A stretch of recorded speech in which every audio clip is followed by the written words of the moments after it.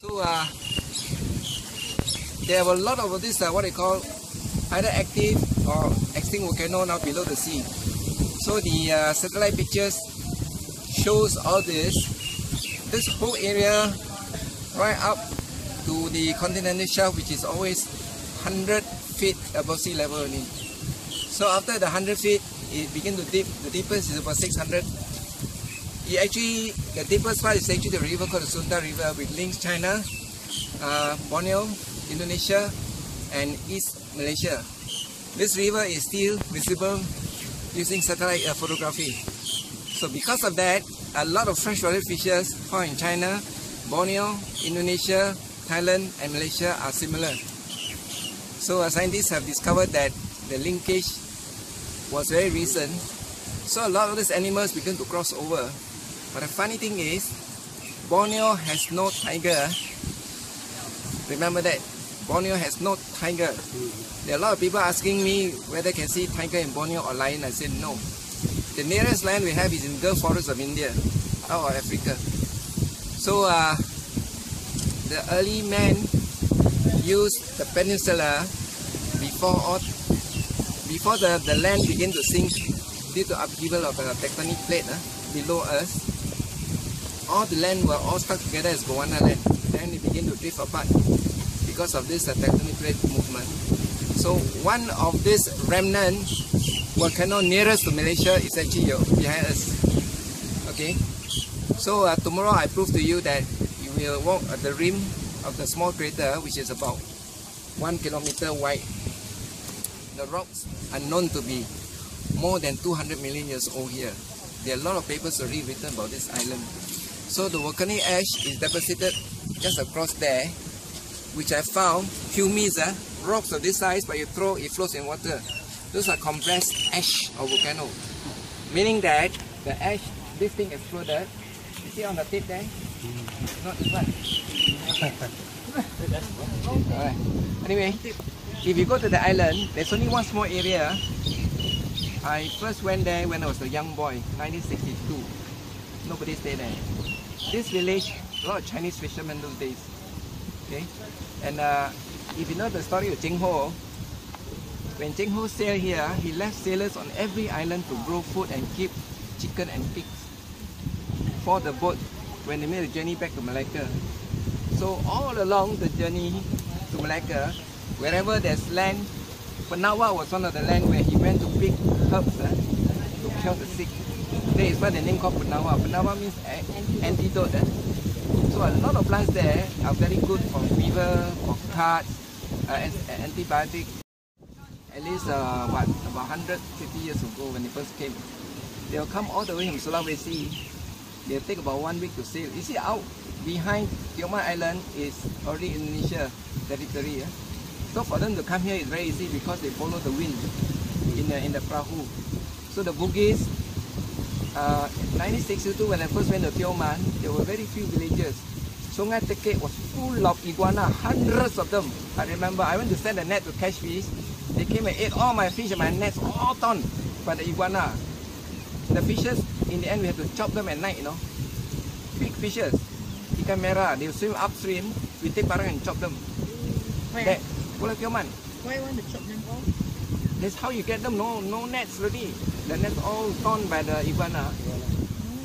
The iguana those days, plenty, I tell you, nobody bothers. Later, when there was a demand for the leather, all disappeared. You know where lah? To take a walk up. Now, as you walk along the trail, I will give you some short information on the plants and whatever is around there. Rush in. At night, the sea is cold. Sea becomes hot because it retains heat during the day. The land becomes cool. Alright, so it's reversed. If you look at the wave, when the wave come out, it's called the crest. When the wave go down, it's called the trough.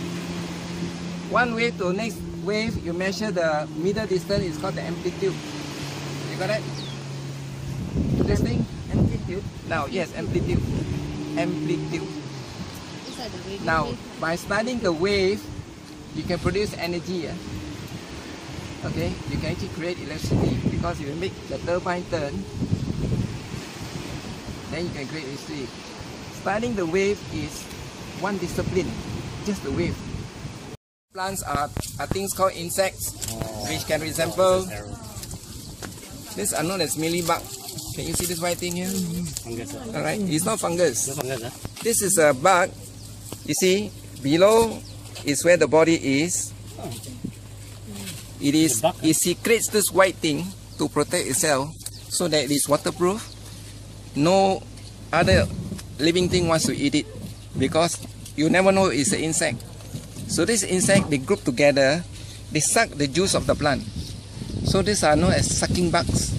But they protect themselves, they look like meal. So it's known as mealybug. And the mealybug looks like this. You never know it's an insect below that. Okay? And where you have this, ants will come because in the byproduct, what they produce from the backside is sugar. So the ants feed on that.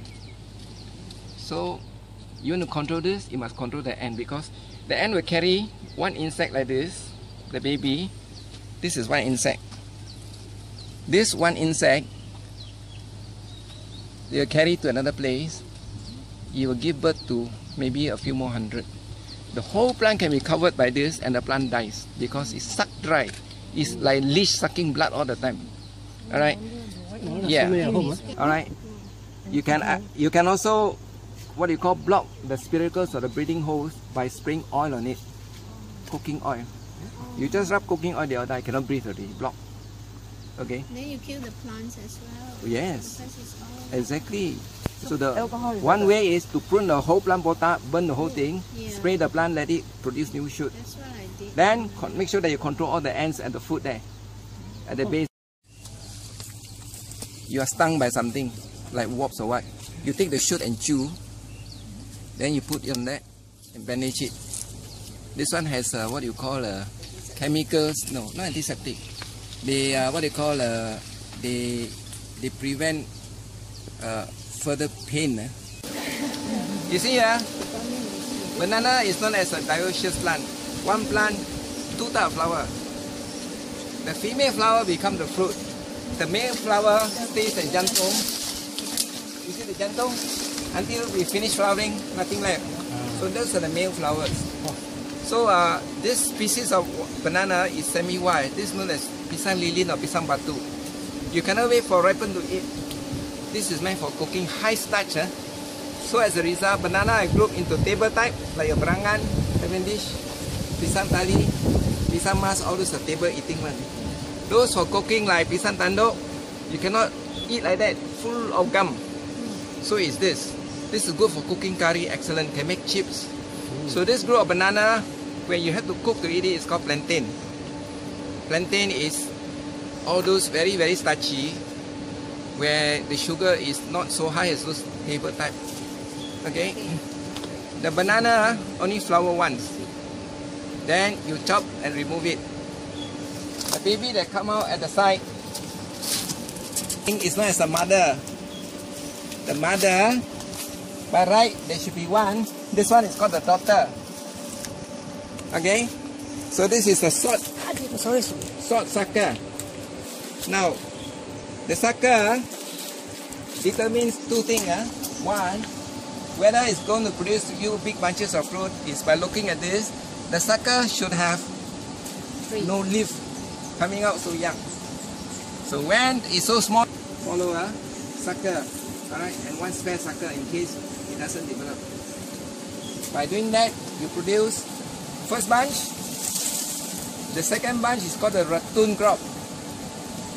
Ratoon means following crop.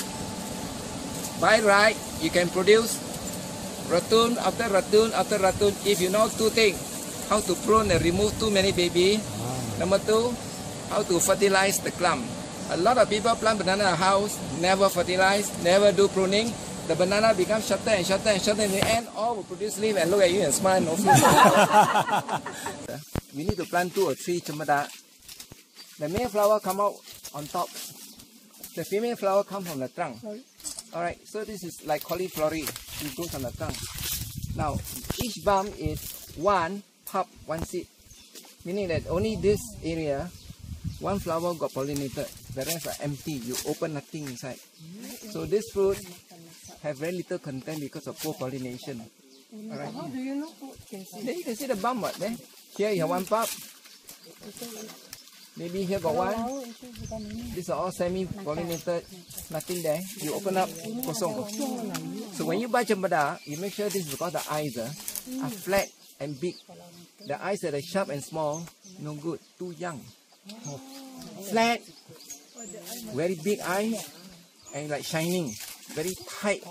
Like when you were 18 years old, your face, baby face, very pouting, the lips, that kind of thing, no? No pimples, So when you buy cempedak, first thing is to look the eyes. Second is the smell. If the smell, you close your eye, you finish smelling, it ends with a sour smell. The fruit is overripe, don't buy.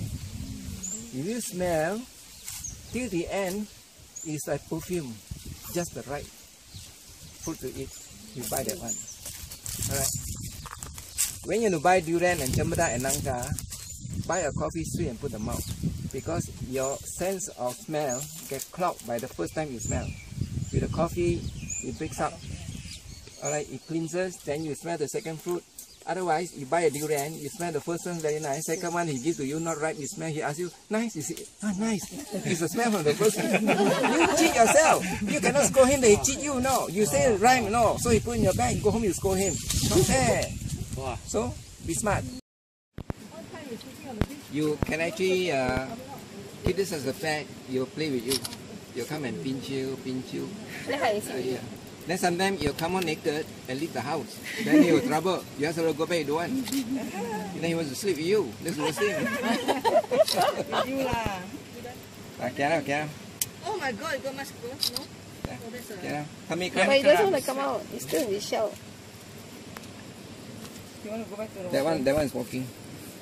Okay, let me... Where you steal this house from? Yeah, you go and see. You wait, you'll come up. For an empty house. This one is walking. Alright, go back. Okay.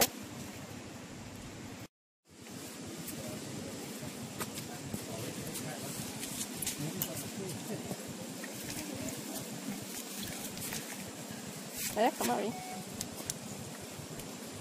don't see him coming out. I don't think so. Wait. Oh my God, I'm yawning. Okay, let's move.